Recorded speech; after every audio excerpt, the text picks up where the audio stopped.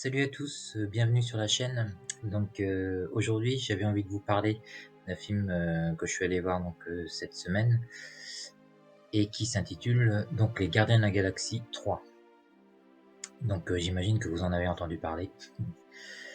Voilà, je voulais vous donner mon avis et puis voilà, j'espère que vous apprécierez cette petite vidéo.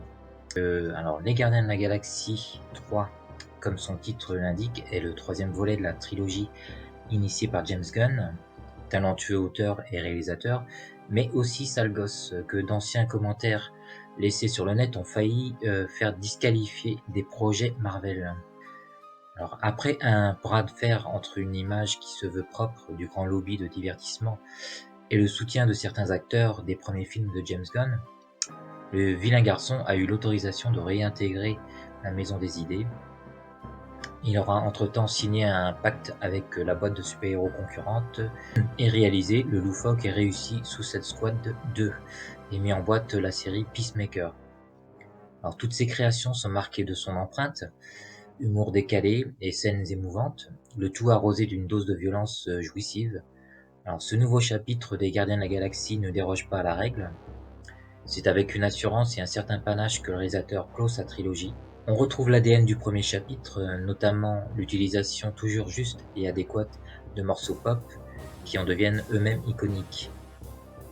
Ici, il s'agit de sauver un des personnages principaux d'une mort imminente.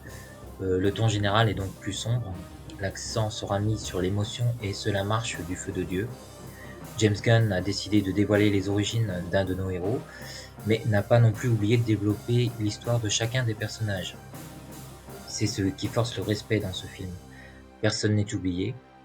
Ainsi, même un personnage aussi brièvement esquissé que Mantis, dans ses développements ultérieurs, bénéficie d'un arc narratif surprenant.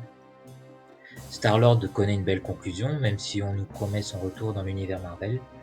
Cependant, même si le ton est plus sombre dans ce métrage, l'humour n'est pas en reste, et contrairement au deuxième chapitre, il fonctionne bien. Beaucoup de scènes cosmiques, de créatures exotiques, les effets sont soignés, les décors imaginatifs, mais ce qui est le plus important, les personnages sont le cœur de l'histoire. Le méchant, alors d'abord montré sous des aspects plus ou moins humoristiques, s'avérera une vraie menace jusqu'au bout. C'était le point faible du premier volet. Rien n'est oublié dans ce chapitre final. James Gunn a pris le temps d'aller au bout de toutes ses idées et parvient à rassasier son spectateur. Le final est dantesque, plus dans son aspect émotionnel que visuel, et c'est très bien ainsi. Le film ne nous laisse donc pas sur notre faim, il relève le niveau général des dernières productions Marvel, un peu fades, dans le meilleur des cas.